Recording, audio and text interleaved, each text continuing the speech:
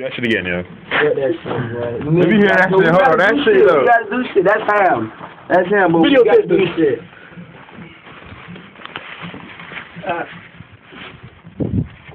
My trip?